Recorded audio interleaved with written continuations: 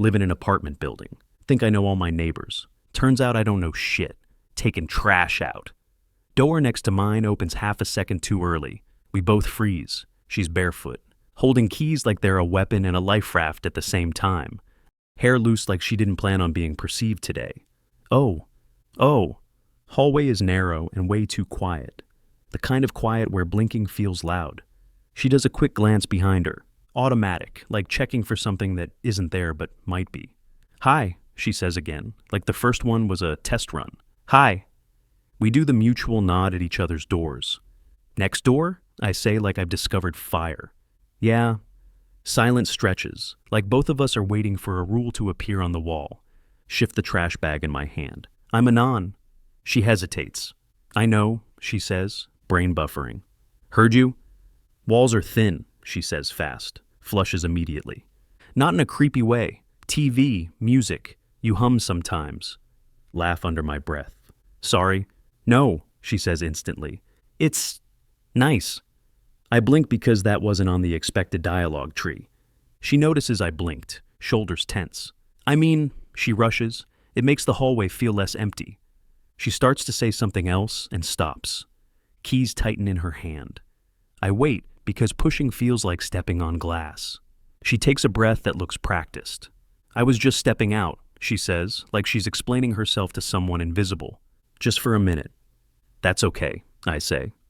She looks relieved. We stand there another second. Then she steps past me carefully, not brushing my arm, not taking up space. Her steps are quiet, measured. I watch her go. Turn toward trash chute. Come back. Notice her door is already locked again, like she never wants the world to think it has access. After 2 weeks of such communication and mutual assistance, soft knock on my door, hesitant knock, open door. It's her, holding a paper bag from a takeout place nearby. Eyes flick past me and back. Hi, sorry. She gestures vaguely with the bag. I ordered too much, and I thought, since you're right here, look at receipt. 2 entrees, dessert, my favorite drink. Brain goes, wait, what? You ordered my usual, I say without thinking. She freezes like she just got caught downloading my psyche. Cheeks go pink. The delivery app saved it from last time, she blurts. When you helped me carry groceries, I didn't. It's okay, I say, but because clearly it's not malicious. She lets out a breath. Right, so I can just leave it? You don't have to, I say. Her eyes flick up. I realize what I'm about to do and do it anyway. If you want to eat here, that's fine. She looks past me into my apartment, just one step in, then her gaze drops back to the threshold like it's a cliff edge. I'll stay by the door, she says fast. If that's okay? Of course, I say. Whatever works. She nods. She doesn't step in, stands exactly where the door frame meets hallway. Like crossing it is a line she isn't ready to sign her name on. I sit on the floor inside, back against the wall, close enough to talk without raising voices. She sits too, still technically outside. We eat quietly, after a few minutes. I'm sorry, she says. For what? For making this weird. Shake head. It's not weird, it's dinner. She smiles faintly like that sentence gave her a small patch of ground to stand on. I don't do restaurants, she admits. Okay. I don't do crowds. Okay. I don't always do outside, she says smaller. Oh, so it's like that. You're doing fine right now, I say instead. She looks at me like I just said something dangerous. Right now, she repeats. Yeah, I say. Right now counts. Shoulders relax a fraction. She finishes eating, packs leftovers carefully, stands up, hesitates. Thank you. For dinner? For not asking, she says. I nod because I get it. She pauses, quieter. I might do this again. If that's okay. With the food? With the excuse, she admits. Smile. You don't need one. She doesn't answer. But she smiles too. And when she goes back next door. She doesn't lock the door right away. 2 nights later, same soft knock, pause. Another knock, open door. She's there again. Takeout bag held in both hands. Voice steadier. I ordered too much, she says. Same excuse, but different restaurant logo. One from the other side of town. Raise eyebrows. You traveled, I say. Her face tightens like a muscle, trying not to spasm. I didn't go, she says fast. I ordered delivery. To my place, I say gently. She nods, eyes drop to the bag. Silence. Then she whispers, I can't make myself press deliver to my door. Don't say anything stupid. She panics at my quiet and rushes to explain. It's stupid. It doesn't make sense. It's just, if they come to my door, it feels like they're coming into my space. Keys clink softly in her grip. Like I can't control what happens next. Hand tightens on bag. But if they come here, it's not my door, not my hallway. And if I panic, I can just... She gestures toward her apartment. Disappear! That word hits hard, like disappearance is her emergency exit sign. I step aside a little. Same setup as last time? Shoulders drop a fraction. Yes, she whispers. If it's not too weird. It's fine, I say. We've done weirder things as a species. Get small, surprised smile out of her. She sits on the threshold again, half in, half out, like balancing between two worlds. I sit inside. We open the food. Notice she ordered my favorite again. Not accidental, deliberate. Start noticing patterns. She hates sudden noises. Anyone walks past hallway, her whole body goes still, like she's bracing for impact. Elevator dings. She flinches. Keys always in hand. Always. Like she needs to leave instantly even when she's already basically left. Halfway through eating, she asks quietly, Do you ever get tired of being outside? Blink. What do you mean? She stares at food, pushes rice around. People. The way they look. The way they exist. The way you have to perform being normal. Oh, she's not talking about weather. She's talking about being perceived. Yeah, I admit.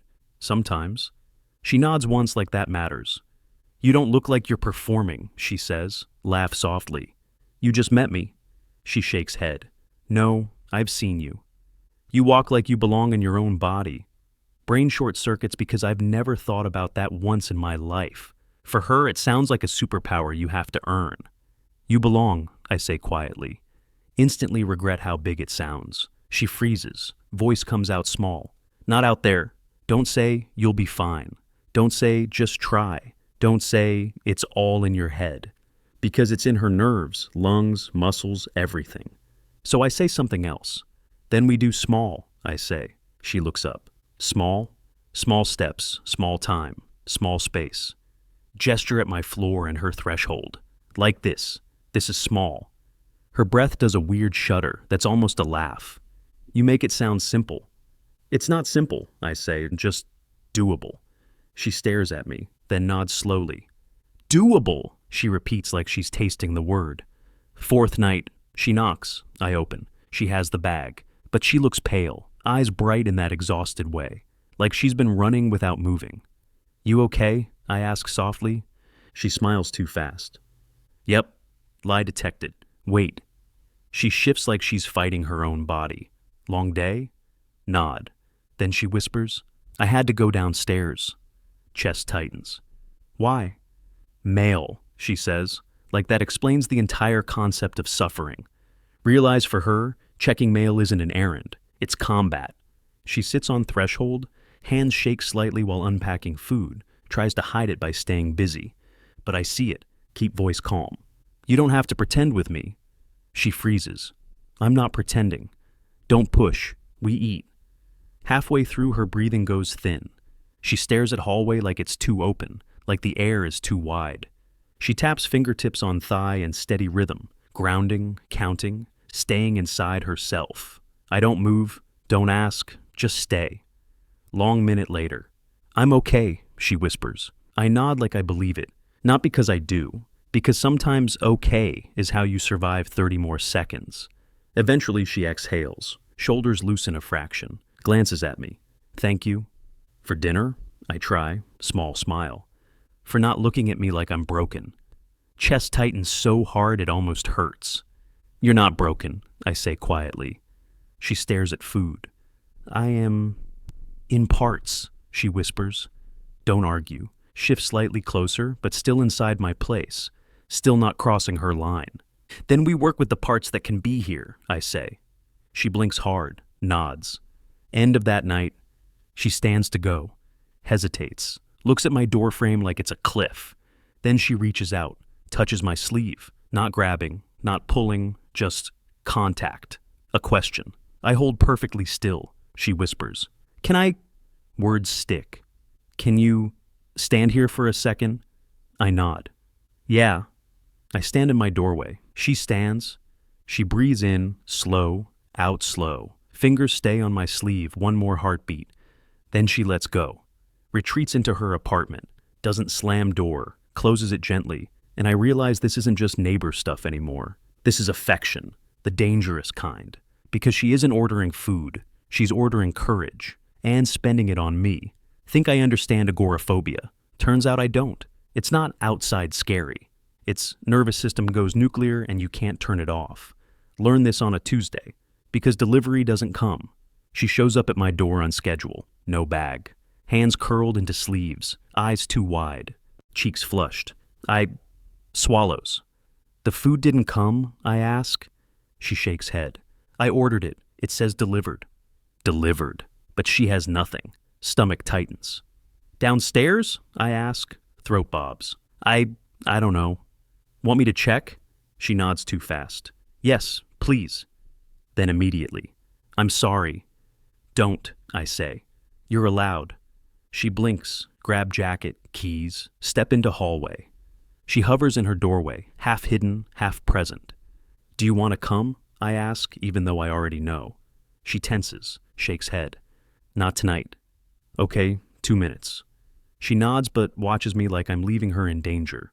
Walk to elevator. Ding, doors open. Couple steps out laughing loud, talking fast, not looking. Almost collide with me. Don't apologize, just keep moving. And behind me I hear her inhale sharply. Not a sigh, not a gasp. Something deeper, like sound registered as threat. Turn back immediately. She's still in doorway, frozen, eyes locked on hallway. Hands clenched so hard, knuckles pale. "Hey," I say softly. No answer. Lips part but nothing comes out. Breathing too fast. I keep distance. Close enough to be there, far enough not to crowd. "Want me to stand here or go back inside?" She swallows. "Stand." I stand. Breathing hitches. "I hate this," she whispers. "I know." She looks at me for half a second, raw, embarrassed, furious at herself. "It's not like I'm scared of the hallway." "Yeah," I nod. I figured. "My brain gets too loud," she says. "And everything becomes too much." Fingertips to neck like she's checking her pulse. And then I'm trapped in the feeling even if nothing is happening. Don't say calm down. Ask gently. "What's the feeling like?" Eyes squeeze shut. "Like the air is too big," she whispers. "Like I can't hold it all. Like people can see through my skin." Throat tightens. "And like if I move wrong, something bad will happen." "What bad thing?" She laughs bitter. "That's the problem. I don't know, but my body acts like it knows." Then she says it, the core of it. "I'm not scared of being outside. I'm scared of being stuck. Stuck in panic. Stuck in shame. Stuck in being seen. Stuck without an exit." I nod slowly. "Okay, so we keep exits." She blinks. "What?" "Exit options," I say.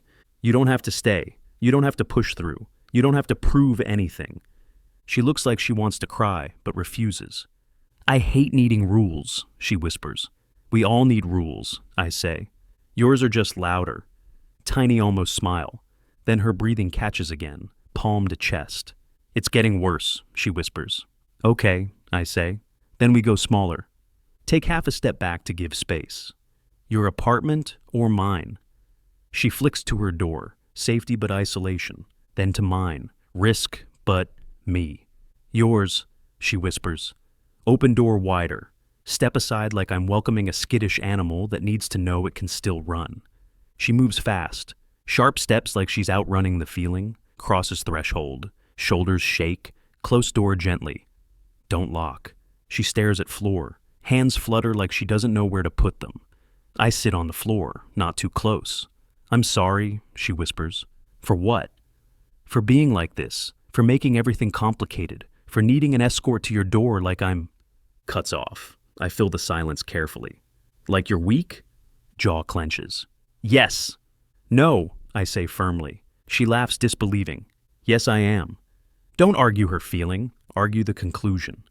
You walked into the hallway, I say. You came to my door. You're here. That's not weak, that's work. She looks like she doesn't know how to accept it. Eyes go glossy, looks away. I don't want you to see me like this, I answer honestly. I'm glad you let me. She goes still. I don't let people, she whispers. Chest tightens. Why me? She swallows hard. Because you don't grab, she whispers. You don't tell me what to do. You don't make my fear embarrassing. Wipes at her eyes fast like tears are illegal. And because you always leave the door open. Oh, she's been watching the exits too. You never block me, she adds. You always ask what I want. Throat tightens. You deserve that, I say. I don't feel like I do, she whispers. Silence. That's the part that's the worst. Don't know how to fix the belief she doesn't deserve closeness. So I do the only thing I can. I stay, don't touch, don't crowd, don't demand improvement, just exist beside her. Breathing slows eventually, shoulders drop. She looks up, tired but clearer. Can we still eat? She asks. Blink. Of course, I say. We'll reorder. To your place? She asks. I smile. Yeah, to my place. She nods relieved. Then she asks, like she's testing a new reality. Can we sit not in the doorway this time? Heart jumps, because that's not romance. That's choice. Where do you want to sit? She glances at couch, then back, nervous. Near the door, she whispers. But inside. I nod. Done? Tiny smile. Okay, she whispers. Inside. After that, my apartment becomes a new thing. Not her home, not a miracle cure safe place. Just an option. A room she can breathe in without paying full outside price. Learn that inside doesn't mean easy. Just means exits are closer. She starts coming earlier. Sometimes with takeout, sometimes with tea, sometimes with nothing but keys. She stops sitting on threshold, starts sitting on far end of my couch closest to my front door, knees tucked, blanket even when it's not cold. Building a nest beside the escape route. She looks at me like she's waiting for commentary. I don't comment. Sit other end of couch, close enough to be present, far enough not to pressure. She exhales. Thanks, she murmurs. For what? For not making it a thing. I'm learning, I say. She blinks like she's not used to someone learning with her instead of fixing her. Good, she whispers. I'm tired of being someone's project. Chest tightens. You're not a project here. Her eyes shimmer briefly, then she looks away fast like feelings are embarrassing. People think panic is loud. With her, it's often silent. Body tenses before her brain catches up. Listens for hallway sounds. Keys always in hand, even on my couch, even while eating, even while laughing. One night watching something dumb on TV. Loud thud upstairs. She jolts hard, nearly drops drink. Hand to chest. I mute TV. Don't move. Want me closer or want space? Eyes wide. Closer, she whispers. That word still shocks me. Shift slowly, sit nearer. No touching yet. She watches every movement like she has to approve it. When I stop, she nods faintly. Breathing steadies. It's stupid, she mutters. It's not. I'm literally scared of a noise. You're not scared of a noise, I say. You're scared of what your body does when the noise happens. She blinks, then looks at me. Yeah, that. Then the least romantic thing happens. She falls asleep mid-sentence. Head tips. Leans into my shoulder. I go perfectly still. Not to be dramatic. To not steal the choice by startling her. Breathing shallow at first. Then she softens. Hand opens on her lap. Shoulders drop. She sleeps on me. In my living room, near the door. Inside, barely. My chest does that steady protective thing. I whisper without thinking. You're okay? She doesn't respond, but her brow smooths like her body accepts it anyway. She wakes like someone expecting punishment. Eyes snap open. Spine straightens. Looks around like she's been caught committing a crime. Cheeks go pink. Oh my God, I'm sorry. You don't have to apologize. I fell asleep on you, she says horrified. I noticed. She waits for teasing, discomfort, a big deal. I don't give her any of that. You look tired, I say. I'm glad you rested. Throat bobs. She looks away fast. Was it okay? God, that question. Yes, I say. More than okay. She nods once like she's storing the answer somewhere safe. Glances at door like her body wants to run. I don't stop her. Do you want to go back to your place? Hesitation. Not yet. Heart jumps. Okay, I say. Then stay. After that, she starts leaving little proofs she'll return. Hair tie on coffee table, book she forgot, hoodie she borrowed and never gives back. One night shows up with homemade soup. I blink. You cooked? She rolls eyes. It's soup. You hate cooking. I hate cooking for myself, she corrects quietly.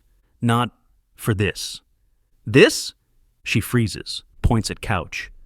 Your apartment, she mutters, but tone says, for you. We eat near the door, keys still in her hand. But sometimes she forgets to grip them so hard. Sometimes she laughs and doesn't flinch afterward. Sometimes she leans against me first, without needing a reason.